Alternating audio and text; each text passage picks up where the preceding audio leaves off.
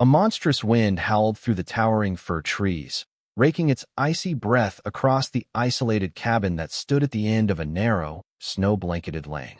The battered structure belonged to Ethan Carter, a self-described hermit of modern times. He'd left the hectic sprawl of the city in search of peace, yet tonight, amid a savage storm that rattled the windows and threatened to bury his modest home in snow, he found only a deep, bristling anxiety. The cabin, constructed of dark logs that bore marks of its age, seemed to shudder under the onslaught of the blizzard. A single, flickering lantern light in the front window announced that someone, indeed, lived there, though the surrounding wilderness swallowed all signs of life, painting the landscape as a pale, desolate portrait of winter's ruthless artistry. Inside, Ethan paced across creaking floorboards. The old radiator, which some had once called rustic, now groaned like an aging beast. Barely able to keep the small place above freezing, it had become a daily struggle for Ethan to coax warmth from the antiquated metal contraption.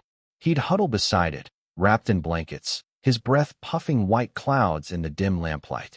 His resolve for solitude had not wavered, but the fierce cold was gradually wearing him down. Night after night, he typed feverishly on his laptop, working from home, emailing clients and colleagues, most of whom had no idea he'd chosen to live in such an isolated corner of the world. They simply assumed he was one more remote worker in a comfortable suburban home with central heating. On this night of howling winds, as his eyes drooped with exhaustion and the siren call of bed beckoned, a sharp rapping at the door snapped him from his near slumber. At first, he doubted his ears. Who could possibly be out there, braving the murderous cold in the dead of night? Another knock, more insistent this time, tore through the cabin's hush. Ethan jerked to his feet, heart thumping. Warily, he reached for the door, half expecting it to be a trick of the wind, perhaps a tree branch knocking. But then he heard it again, a distinctly urgent pounding, knuckles raking against the brittle wood. Mustering a boldness he didn't quite feel, he unlatched the lock and heaved the door open against the gusting wind. A figure stood there, shrouded in swirling snow. For a moment, Ethan barely registered the figure's face. He saw only that it was a woman, tall and lithe, draped in odd garments that seemed more like armor than winter clothing. She stumbled forward, nearly collapsing into him. Instinct overcame wariness. Ethan caught her in his arms, startled by the shocking chill of her body. Her pale, violet-tinted lips parted, and then she rasped through chattering teeth. "Silence, human. I'm freezing. Get in my bed, immediately." The words came out in a strangled mixture of desperation and imperious command. Ethan blinked, utterly confounded, yet he sensed the life-threatening cold around her. Before he could comprehend anything beyond the bizarre order, the woman's legs buckled. He hoisted her up, ignoring her previously sharp tone in favor of immediate concern. She was freezing, literally. Her skin felt like ice, and her armor, some sort of alien exoskeleton, or so it vaguely seemed, was coated in frost. Without waiting, Ethan slammed the door shut, the storm's roar muffled to a distant tumult, and dragged her to the bed in the far corner of the room. For a moment, the absurdity of her words struck him.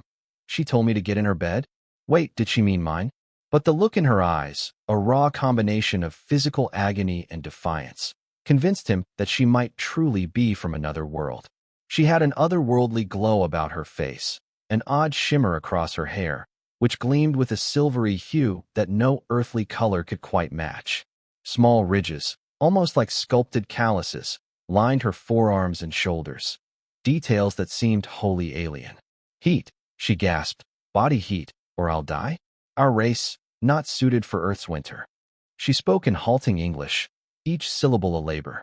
Ethan, in a daze, realized that the next few minutes could mean her survival or death. He set aside the 100 questions racing through his head and swiftly peeled off his heavy coat. Then he pulled off her armor's top layer, which rattled to the floor in pieces like steel shards. Beneath lay a skin-tight fabric that clung to her. Though it offered some insulation, it was clear the sub-zero air had claimed what little warmth it might have provided. There was no time for hesitation or embarrassment. Ethan yanked back the blankets on his bed, stoked the fire in the old iron stove to glowing embers, then climbed into the bed, guiding her in with him.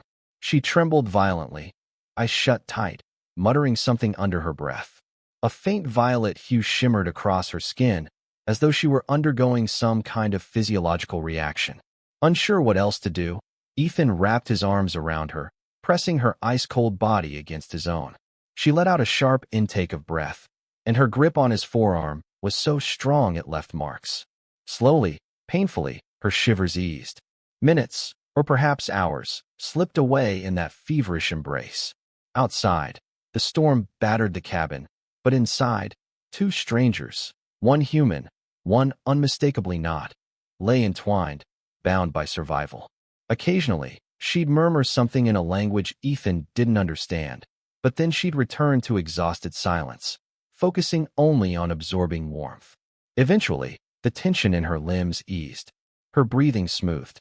She sank into a more peaceful state, though she kept her eyes partly open, watchful, as if the slightest threat might force her to leap into action despite her dire condition. As the night inched forward, Ethan dozed in intervals. When he woke, the sky showed the pearly hint of dawn. Beneath the thick quilt, the woman lay pressed against his side, her body no longer dangerously cold. Though her eyelids were closed, he sensed she was aware. Feeling awkward, he carefully disengaged from her. She stirred, propping herself up. Her gaze bore into him, revealing eyes that were dark and intense, ringed with a faint luminescence he could not classify. "Who are you?" he finally asked, stepping away from the bed. He felt foolish for not having asked sooner, but the night's events had been so surreal that basic civility had fallen by the wayside. The woman tilted her head, momentarily unsure, as though she were weighing how much to reveal. Eventually, her voice, though still somewhat raspy, gained a regal resonance. "I am Zyra," she said, "a warrior of the Draylan race, exiled for defiance." Her words hung in the air, carrying both pride and bitterness. She glanced at the battered armor lying on the floor, a symbol of her past that no longer offered her any place of refuge. Ethan nodded, struggling to take it all in. He'd grown up reading science fiction novels, but never had he expected reality to so brazenly outstrip his imagination. For the next few minutes, they exchanged halting introductions. She learned that he was Ethan Carter, a remote data analyst trying to make a modest living far from prying eyes. He learned, in quick shards of her story, that she had defied some deeply ingrained Draylan tradition, though she withheld precisely what. All he could gather was that her people had come to Earth for reasons unknown, though not in any official capacity. She was on the run, fearful of enforcers who might be close behind. "Why Earth?" Ethan pressed, curiosity gnawing at him as he fetched a mug of lukewarm water and offered it to her. She sipped it gingerly, her expression foreign in every sense, but threaded with cautious gratitude. "My people sought refuge, or conquest, or both," Zyra answered cryptically. "The Draylan Council decided Earth was interesting. I was never fully privy to their deeper plans, only that I had a role as a warrior. That role ended when I refused to do something monstrous." She set the mug down with trembling hands, from cold or memory. "Now, they've cast me out. There's a price on my head. That's all you need to know right now." Ethan mulled this over, a cautious swirl of emotions in his chest. He wanted to question her further, but she was clearly exhausted and wary. Instead, he offered some food, rummaging through his meager rations of canned goods. She accepted, though her dignity seemed affronted by the blandness of microwaved soup and stale bread. Still, she ate, her pride overshadowed by desperate necessity. They found a strange equilibrium throughout that day, trapped indoors by the remnants of the storm. The biting wind eventually receded, leaving an ocean of fresh, glittering snow that locked the cabin in a new layer of isolation. The old radiator moaned, occasionally letting out hiss after hiss of half-hearted warmth, prompting Ethan to feed more kindling into the fireplace for extra heat. Zyra, still weakened by her ordeal, tended to hover close to any source of warmth, though her posture insisted on self-sufficiency. Hours passed. She sat near the fire, eyes closed, meditating, or so it seemed. Ethan alternated between emailing clients on his laptop and glancing over at her, mind whirring with questions. Was the rest of the galaxy truly teeming with life? Were more Draylans roaming Earth, unseen? Was she telling the truth about being hunted? The evidence of her physiology, the advanced design of her armor, and her odd aura made him believe her more than disbelieve her. Yet, the enormity of it all was dizzying. That night, the temperature plunged again. Zyra did not demand a second intimate sharing of warmth, but as Ethan prepared for bed, she eyed him expectantly. He felt a heat rise in his cheeks. Hesitating a moment, he said, "You know, you can use the bed if it helps. I'll sleep on the couch." Her reaction was immediate, relief that she would not have to request what might feel like a humiliating favor. "Thank you," she replied, with a faint tilt of her head that might have been a bow of respect. He left her to it, though he suspected that if she grew too cold, she'd have no compunction about ordering him back under the blankets. Exhausted, he dropped onto the old couch, pulling a blanket tight around himself. The flicker of the fire threw dancing shadows across the cabin's rafters. Eventually, uneasy sleep claimed him. Morning arrived in a flurry of pale sunlight that peeped through frost-rimmed windows. Ethan roused himself to find Zyra already awake, gazing out the window, as if expecting enemies to materialize in the snowdrifts. She stood tall, the lines of her face resolute, every inch of her posture that of a soldier prepared for battle. Without turning, she spoke, "I need to fix my armor, if possible. There are cracks, and the climate here is far too harsh for me without it. How can I help?" Ethan asked, tugging on thick socks to ward off the floor's icy chill. She glanced over her shoulder, the intensity in her stare tempered slightly by a flicker of gratitude. "I'll need tools. Any you have that can seal metal or something akin to Draylan polyalloy. I can try to improvise." Ethan rummaged through an old chest of tools, pulling out pliers, a soldering iron, and a kit with metal epoxy he'd once bought for a home project. He didn't expect them to be remotely sufficient for alien technology, but Zyra accepted them with measured calm. For the next hour, she bent over the battered armor near the fireplace, her fingers nimble and sure. Occasionally, she pressed her ear against a segment of the armor, listening, as if it might speak to her or hum in a frequency beyond his hearing. As she worked, Ethan ventured outside to shovel a narrow path from the front door to his rickety Jeep. The drifts were well above his knees, and each scoop of snow felt heavier than the last. The entire world looked pristine, a never-ending expanse of white that dazzled the eyes. But the cold was bitter, cutting through layers of clothing. He glanced at the forest line in the distance, half expecting to see footprints that didn't belong to local wildlife, perhaps belonging to these dreaded enforcers Zyra had mentioned.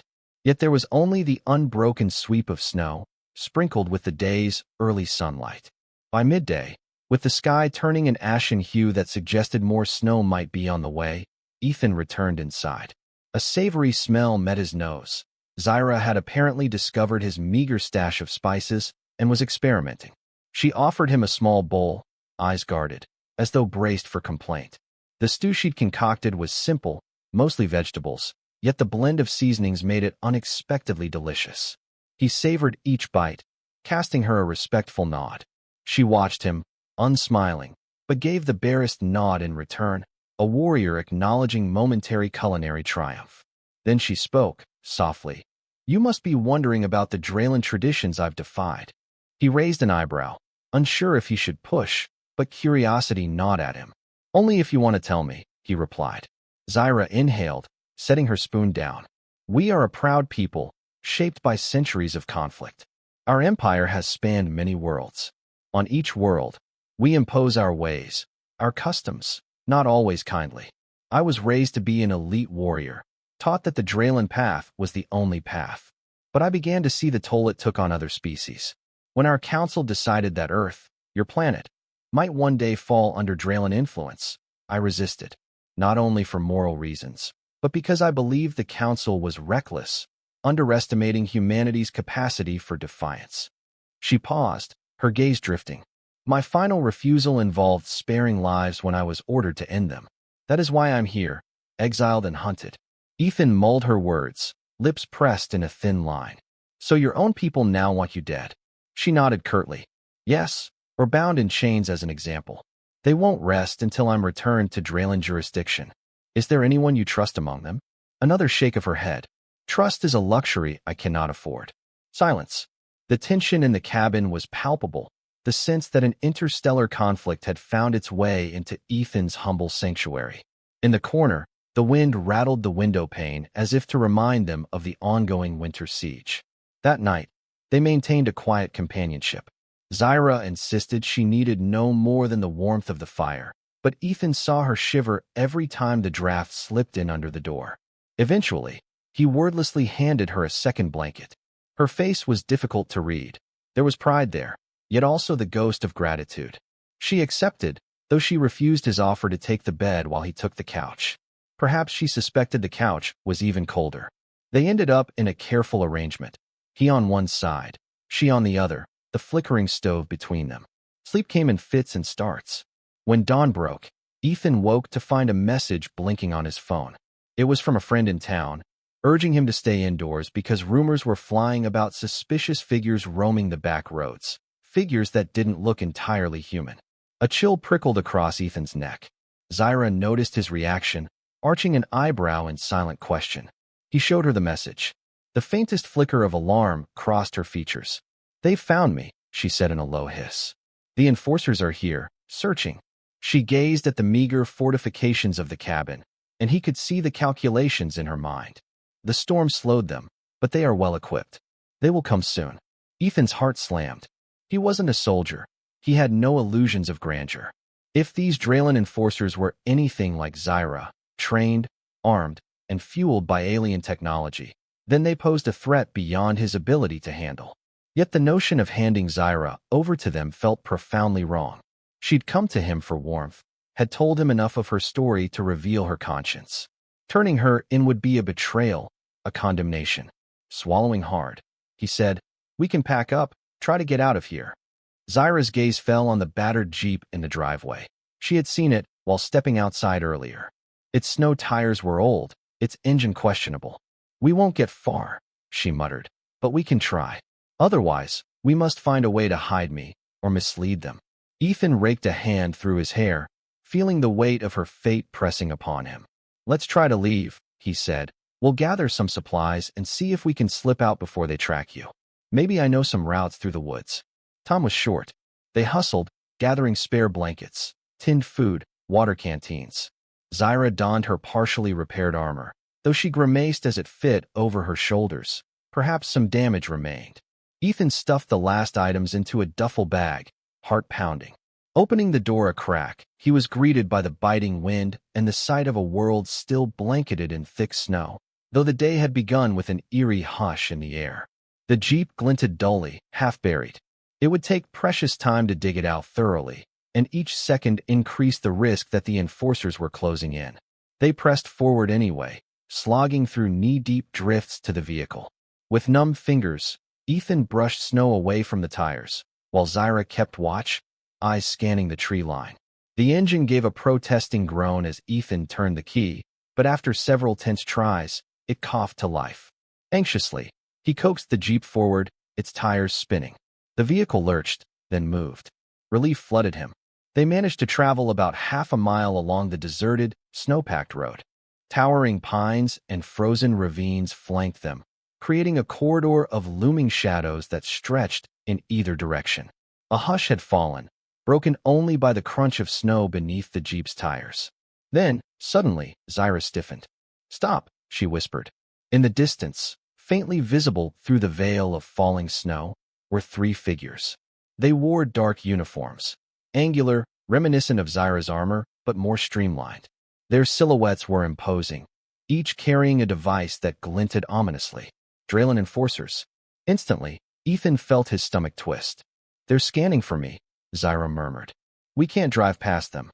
We can backtrack, try another route," Ethan offered, reversing the Jeep, but his idea was cut short by a flash of movement off to the side. More enforcers emerging from the trees, a pincer formation. Their approach was methodical, each step resolute, unstoppable. Zyra's eyes burned with defiance. "We can't run them all," she said. "But we can deceive them." "How?" For a moment, she said nothing. Then, with a grim tilt of her chin, she whispered, "They will recognize me unless I appear integrated.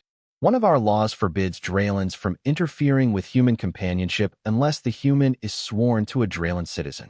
A Draylan claiming Earth's tradition is complicated, but my people do have a code that if an off-worlder is bound in marriage or union to a Draylan, the enforcers must proceed through different legal channels. It's archaic, but it might buy us time, or maybe they'll consider me a lower priority. Ethan blinked in shock. Are you saying you need to fake a marriage? With me? Zyra's jaw clenched. It is not my desire to degrade myself with illusions, but it may be our only way. If they think we are united by Draylan custom, they might retreat, or at least be forced to reevaluate their orders. It depends on the details of their current protocol, but the Council can be strict about not inciting interplanetary incidents with sworn spouses. The absurdity of it hit Ethan like a snowball to the face. Yet there was no time to argue. The enforcers closed in, dark shapes gliding through the swirling drifts. All right, he said, swallowing hard. Let's do it. They hopped out of the jeep. The enforcers were nearly upon them, each clad in form-fitting suits, their features masked by tinted visors. A middle figure barked something in a harsh Draylan dialect. Zyra responded, stepping forward with her chin high, speaking in a commanding rush of words. The enforcer's stance wavered. Then he roared something back, pointing a staff-like device at her. Ethan, feeling foolish and terrified, put an arm around Zyra's waist.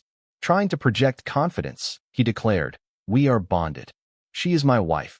He hoped his tone sounded firm, though internally he was quaking. A hush fell among the enforcers. Their visors glimmered, scanning him, no doubt checking for signs of life, form mismatch, or deception. Zyra added something in Draylan, presumably repeating the claim, referencing the obscure code. The lead enforcer let out a snarling sound, gesturing with frustration. The group turned to one another, as if conferring.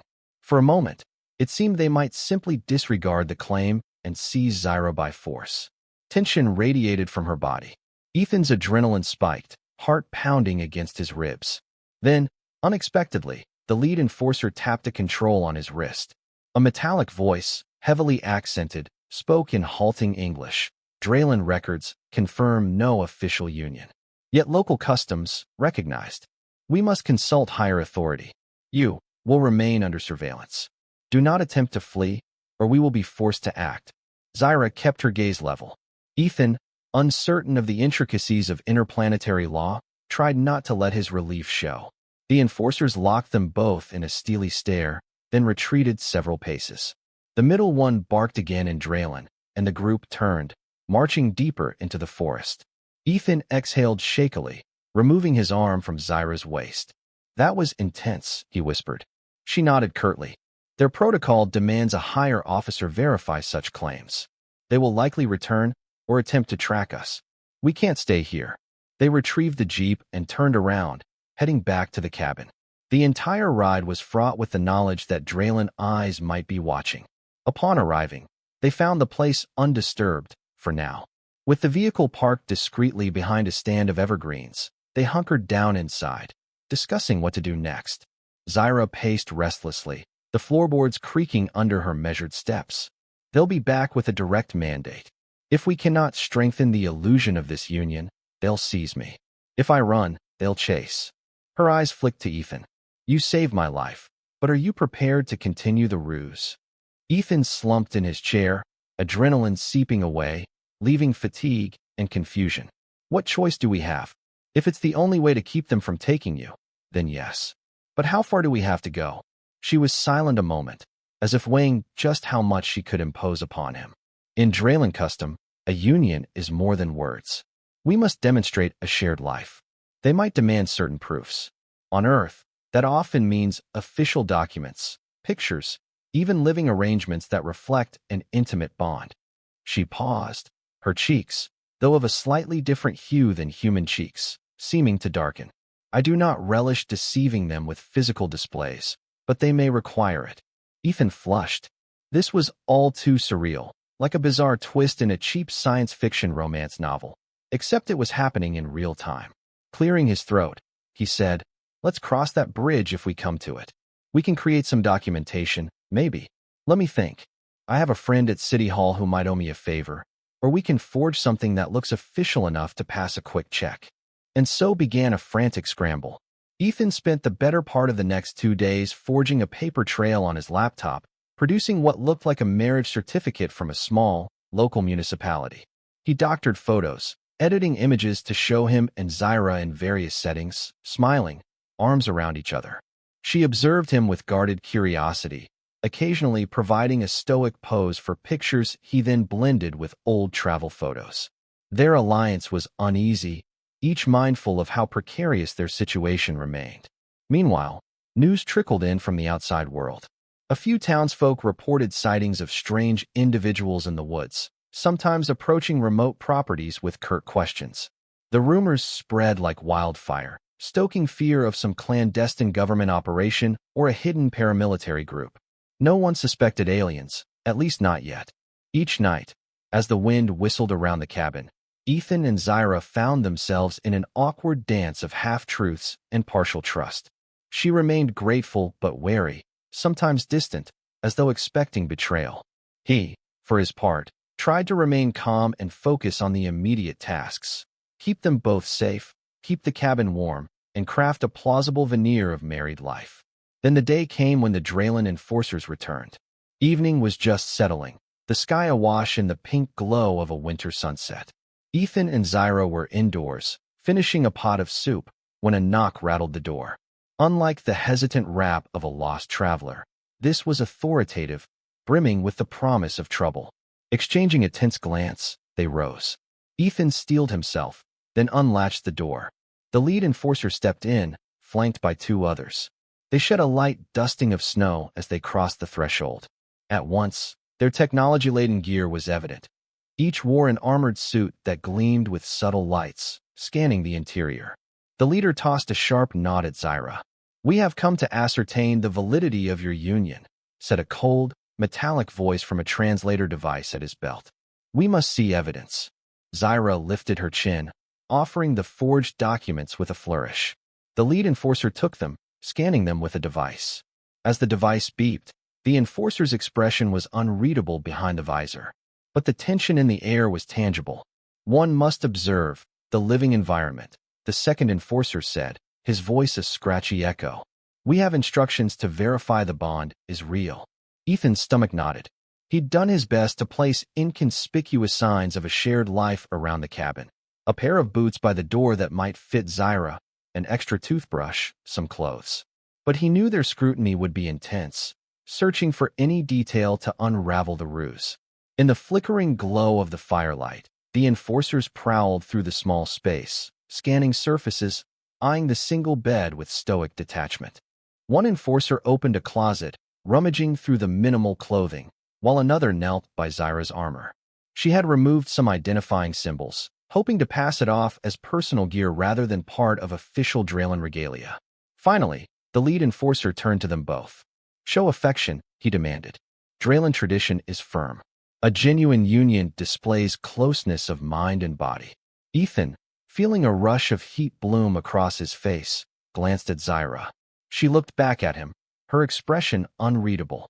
Then, with a subtle exhalation, she slipped an arm around his waist. He placed a hand on her shoulder, the closeness painfully awkward under such scrutiny. "We've grown into each other's ways," Ethan mumbled. The enforcers observed, silent. The hush lengthened, and Ethan feared that this meager display would not suffice.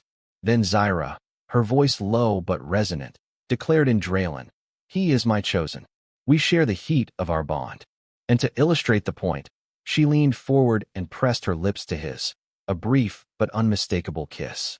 Ethan's heart hammered so loudly he feared the aliens might hear it.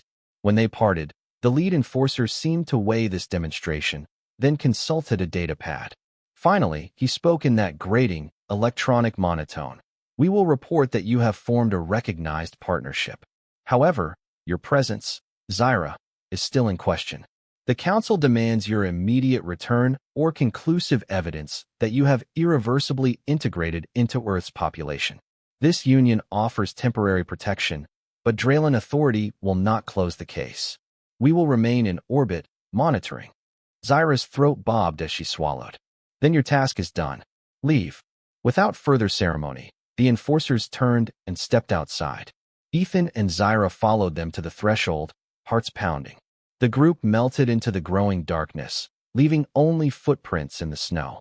Eventually, those footprints too were erased by gusts of wind, as though the visitors had never been there.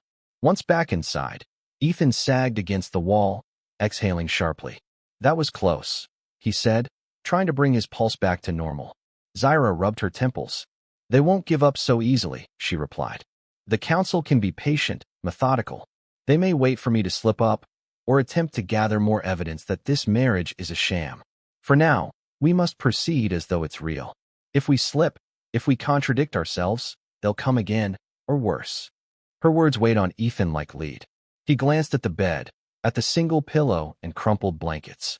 The idea of sharing such an intimate space for an extended time under false pretenses, purely to deceive an alien authority, felt daunting in a way he couldn't fully describe. But looking at Zyra's stricken expression, he saw that she despised the situation as much as he did. Still, they were bound by necessity. Thus began a peculiar life. In the days that followed, Zyra and Ethan moved about the cabin in tandem. He resumed his remote work, while she busied herself with odd tasks, repairing her armor, practicing Draylan martial exercises in the living room, scanning news feeds for any whisper of alien sightings. They made small talk, though the conversation always circled back to the question of how to outmaneuver the enforcers. Occasionally, the tension between them melted into a sort of uneasy camaraderie. After all, they were in this together. One evening, after a particularly long day of forging additional paperwork and editing photos to reinforce their domestic narrative, Ethan found himself sitting with Zyra at the small dining table. The only light came from the fireplace, flickering warm shadows across her face. She seemed lost in thought, staring at a photograph he'd doctored, one depicting the two of them standing in a field of sunflowers, smiling. In reality, the base photo was of Ethan during a solo vacation months earlier. Her finger traced the outline of her face in the picture. "A life that never happened," she mused softly. Ethan nodded. "I'm sorry if it feels like we're turning your freedom into a stage photo album. But it might keep you safe." Her gaze flicked up to meet his. For once, there was no guardedness, just a flicker of vulnerability. "I do not regret escaping my homeworld's tyranny, but sometimes I dream of a simpler life, one without deception, without the weight of an empire's wrath." She paused, then gave a mirthless chuckle. "Yet, here I am, forging a false identity on an alien planet, relying on a man I met only because of a blizzard." A sardonic smile tugged at the corner of Ethan's mouth. "Fate is strange, huh?" In the hush that followed, they found themselves sharing a moment of mutual understanding, one deeper than mere circumstance.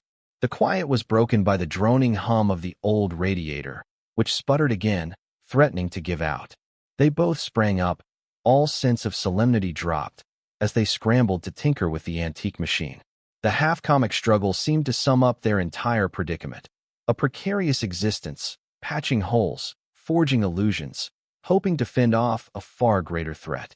As weeks slipped by, the winter's grip on the land gradually loosened. Bit by bit, the massive snowdrifts receded, revealing patches of muddy earth and the first sprouts of resilient green. The cabin's isolation, once absolute, now felt somewhat softened by the approach of spring. The roads cleared, and occasional townsfolk ventured by, checking on neighbors or simply passing through. Ethan introduced Zyra as his wife, a private person from far away, using the carefully curated story they'd agreed upon. She was from a remote region in Eastern Europe, where the accent was unfamiliar to most locals. People seemed to accept it with only mild curiosity. During these days, an unexpected bond took root between Ethan and Zyra, one they hadn't asked for and perhaps didn't fully acknowledge. They found themselves conversing late into the night, discussing Earth's history or Draylan star routes, sometimes delving into philosophical musings on freedom and duty. When she offered to teach him a Draylan combat stance, he humored her, stumbling over the intricate footwork. She'd catch his arm, pressing him firmly, then tilt her head with a hint of amusement as he tried to mirror her fluid grace. Gradually, they laughed more often, though always overshadowed by the knowledge that Draylan watchers lurked somewhere overhead or in the forest. The final confrontation came unexpectedly, on a day that teased of early summer warmth. The trees were budding, scattering fresh green leaves. Ethan had ventured into town to pick up supplies, leaving Zyra behind. While he was at the small grocery store, he felt a creeping unease. Glancing through the window, he spotted a pair of unfamiliar figures stepping out of a black SUV, scanning the street with a purposeful air. They wore civilian clothes, but the set of their shoulders, the sharpness of their gaze, reminded him of the Draylan enforcers. Ethan quickly purchased the last few items and ducked out the back door, slipping into his Jeep. He drove off, heart in his throat, certain they must have tracked him somehow. If they discovered Zyra alone, the cabin's unassuming walls would offer scant protection. He arrived to a tense scene. The black SUV was parked haphazardly near the cabin. The old radiator and Jeep clearly signaled they'd found the place. One enforcer, disguised in human clothing, stood at the threshold, trying to force his way in. Zyra was on the other side, armed with a makeshift staff she'd crafted from a metal pipe. She shouted something in Draylan, brimming with fury. The enforcer snapped back in the same tongue. Another enforcer lingered near the car, scanning the perimeter. Ethan slammed the Jeep into park, jumped out. "Hey," he yelled, grabbing their attention. The second enforcer wheeled around, face twisted in frustration. The first, halfway through the door, jerked back. Zyra seized that moment to leap forward, staff flashing. The enforcer ducked, narrowly avoiding a blow. A scuffle ensued, the cabin's threshold becoming a battleground. Ethan wanted to help, but was momentarily frozen, uncertain how to intervene without making things worse. Zyra was nimble, pivoting around the enforcer's attempts to grapple her, each strike aimed with lethal precision. Despite her skill, the enforcer was equally fast, blocking blows with forearms that crackled with alien energy. Sparks flew where staff met enforcer's jacket. They're wearing hidden Draylan gear, Ethan realized. Mustering courage, he grabbed a shovel from the Jeep's rear, rushing to help. The second enforcer lunged for him. Ethan swung the shovel wildly, adrenaline flooding his system. They grappled, slipping in the still wet patches of melted snow. Then a bright flare of light erupted. Zyra had triggered something on her wrist. The enforcer who faced her staggered back, momentarily blinded. Seizing the opportunity, Zyra delivered a powerful blow with the staff, toppling him into the snow. Meanwhile, Ethan managed to wrestle free from the second enforcer's grip. Panting, he and Zyra retreated to the Jeep's far side, hoping to gain some advantage. "This is a direct violation," the second enforcer roared, though to Ethan's ears, it sounded strangely artificial, as though run through a translator. "You have not integrated properly." Zyra glared. "I have chosen. You will not take me back." Her voice rang out, fierce and unyielding. The enforcers exchanged a glance, then advanced again. It was 2 against 2, but the enforcers had superior training and technology, matching Zyra's skill. The fight raged across the yard, a whirlwind of staff strikes, thrown punches, and bursts of alien energy that singed the air. Ethan found himself locked in a desperate struggle with one enforcer, each slipping on the muddy ground, crashing into piles of wet snow. When it seemed the enforcers might gain the upper hand, a stroke of cunning came to Ethan. He recalled the Jeep's trunk, where he had a spare canister of gasoline. Diving away from the enforcer, he scrambled to the trunk, yanked the canister free, and flung its contents in a wide arc. Gasoline splattered the enforcer's legs and the ground around him, the sharp odor filling the air. Zyra caught on immediately. She feinted a blow at her opponent, then twisted to strike her staff against a rock, creating a spark that ignited the soaked area. Flames roared up, not enough to injure the enforcer severely, but enough to force him back, cursing in Draylan. The second enforcer lunged forward to help, but Zyra slammed the staff into the ground, effectively blocking his path with a wall of flame and thick smoke. In the chaos, Ethan and Zyra seized their moment. Clambering into the Jeep, Ethan revved the engine. Zyra hopped in beside him, still clutching her staff. They sped away, heart pounding, leaving the enforcers behind, frantically stamping out flames and cursing. It was a temporary victory, but it gave them a critical head start. They drove for what felt like hours, veering onto unpaved backroads, away from the main highways, plunging deeper into the wilderness. Eventually, as dusk settled, they halted near a secluded lake, ringed by pine trees. There, they took stock of their situation. Zyra nursed a bruised shoulder, Ethan nursed a cut on his lip, but both were alive, free for the moment. "This can't go on," Ethan said through labored breaths. "They'll keep hunting us." Zyra's gaze, sharp and determined, rose to meet his. "Then we must end it," she said quietly. I must make the exile permanent. If I sever all ties, if I destroy the beacon they used to track me, they may lose interest. He frowned. You have a beacon? She nodded. Inside my armor. I thought it was disabled, but perhaps it has a backup. Once it's gone, the council might deem me lost or not worth the cost. I'll be truly exiled, with no possibility of returning. Ethan hesitated. You're sure? She swallowed hard, a flicker of pain crossing her features. I have no other option. My world is gone for me now. I will remain on Earth. In the gathering twilight, they built a small fire by the lakeshore. Zyra laid out her armor, carefully extracting a hidden module from within its layers. It pulsed with a faint glow. This is it, she murmured, the last tether to my homeworld. She placed it on a rock. With hands that trembled only slightly, she lifted the staff and brought it down in a single, decisive blow. Sparks exploded, the beacon's glow extinguished forever. A hush fell, broken only by the lapping of water. Zyra lowered the staff, breathing heavily. Slowly, she turned to Ethan, her eyes reflecting both sorrow and relief. There. Now I am free, and I have no home but Earth. He stepped forward, placing a reassuring hand on her shoulder. We'll make it work, he said softly. I promise. She nodded, and for a moment, they let their guard down, sharing a rare sense of hope. The Draylan enforcers would likely search a while longer, but with the beacon destroyed, their best tracking method was gone. Eventually, the council might label Zyra as permanently lost or unimportant. In the grand scope of an empire, one wayward soldier might be a negligible concern. True to that hope, the pursuit slowly faded over the ensuing weeks. Though a few sightings of suspicious figures were still whispered about in the local towns, no direct confrontations occurred. The black SUV vanished, leaving behind an air of unsolved mystery. The last vestiges of snow disappeared under spring's warmth.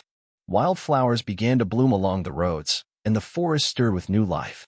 Ethan and Zyra returned to the cabin, though with a keen awareness that they could never fully let their guard down. The enforcers might reappear someday, but for now, life settled into a sort of tentative peace. The cabin's interior warmed with the season, making the old radiator less crucial. Days flowed into one another. They lived side by side, forging a real bond out of the embers of falsehood. In time, the forced pretense of marriage softened into genuine closeness. They discovered each other's quirks, Ethan's fondness for old jazz music, Zyra's gentle fascination with Earth's birds, especially hummingbirds that flitted around the feeder out back, reminding her of bright-winged creatures on her homeworld. Their agreement, initially based on mutual benefit, had ripened into something more. They rarely spoke of the kiss demanded by the enforcers, but late at night, when the cabin lay silent and moonlit, they would find themselves gravitating to the same space. One night, after they'd quietly shared a meal, Zyra reached out and brushed her fingers against Ethan's cheek. It was a simple gesture, yet it spoke volumes of acceptance, trust, perhaps even affection. He covered her hand with his, looking into her alien gaze, and in that quiet moment, the lines blurred between pretense and authenticity. Eventually, the townsfolk took their marriage at face value, treating Zyra as a reserved, somewhat exotic figure who had chosen a life of solitude with Ethan. She helped Ethan fix up the cabin, planting a small garden outside, her Draylan strength proving useful for lifting heavy stones and logs. He delved into learning more Draylan words, surprising her one day by greeting her in her own tongue. She laughed, a sound he didn't hear often enough, telling him he had butchered the pronunciation, but it delighted her all the same. When the final snows melted and true spring blossomed, the world awoke in full vibrancy. Birds sang from the eaves, and the forest floor unfurled carpets of new green. Zyra, no longer weighed down by the constant fear of enforcers, began to relax in ways Ethan had never seen before. She would pause to admire wildflowers, turn her face to the sun, and slip off the heavier segments of armor she had once clung to for protection. One morning, Ethan stepped outside to find her near the garden, kneeling in the soft earth. She was examining the fragile seedlings that pushed through the soil, her expression one of quiet wonder. As he approached, she stood, wiping her hands on a rag, giving him a small nod. Your world, she said, it's so full of second chances. A gentle breeze stirred, and for a moment, they simply stood there together, breathing in the mild spring air. The hush of the forest was welcoming, so different from the howling blizzards of winter. Ethan found himself smiling, a slow warmth blossoming in his chest that had nothing to do with the sun. Yeah, he agreed. It's a good place for a new start. She regarded him, an unspoken question in her gaze. Then, as the breeze ruffled her silvered hair, she spoke quietly, perhaps After all this, we've earned something more than a lie. He understood. The question of their marriage, once a mere charade, had quietly evolved into a bond deeper than either had planned. They'd faced danger together, carried each other through fear and uncertainty, discovered shared laughter amid the swirling chaos. The forced closeness had revealed an undeniable truth. They cared for each other. Standing there in the soft glow of morning, Ethan reached for her hand. Her grip was firm, no longer the desperate, freezing clasp of that first night. He drew her gently closer, the hush around them broken only by birdsong. Then he kissed her, a tender, lingering gesture that no enforcers watched, no translator demanded. It was simply theirs, an affirmation of the future they would share in this place. Months later, time flowed like a gentle stream, carrying them from spring into the golden warmth of early summer. Leaves unfurled their broad green canopies, and the forest floor exploded with life. The suspicious sightings of strange figures became a distant rumor, half forgotten by the locals. Ethan took on new clients for his remote work, and Zyra occasionally ventured with him into town, her stoic demeanor softening whenever a child or an especially curious neighbor peppered her with polite conversation. In the wide clearing behind the cabin, she fashioned a small training area, practicing her Draylan forms each morning, muscles coiling with graceful power. Ethan would watch sometimes, sipping his coffee, admiring the fluid precision of her movements. She, in turn, would gently tease him for his clumsy attempts at the same exercises, though she was patient in correcting his posture and footwork. One afternoon, as they split logs for firewood, they paused to rest in the shade. Zyra glanced toward the cabin, her eyes traveling over the modest structure that had become her refuge. "I never expected to find peace here," she said. Ethan set down the axe. "You deserve it," he replied. She studied his face, as though reading the sincerity in his words, and a soft smile touched her lips. Gone was the harshness that once haunted her gaze. In its place was a calm acceptance and a subtle joy that mirrored his own. That evening, they returned to the cabin to find the old radiator sputtering again, forever a thorn in their side. Laughing, they worked together to fix it. As Zyra tightened a valve with impressive strength, Ethan rummaged for an extra blanket in case the night turned chilly. The memory of that first night, the storm, her desperate demand, flashed in his mind. He recalled her exact words: "Silence, human. I'm freezing. Get in my bed immediately." Now, the memory seemed almost comical, a far cry from where they stood. Indeed, the path they had traveled since that frantic knock at the door was winding and treacherous, filled with subterfuge, danger, and the looming threat of Draylan retribution. Yet, through it all, they discovered a genuine love that transcended the differences between their species. With the enforcers gone and the beacon destroyed, Zyra was truly free, though permanently severed from the homeworld that had shaped her.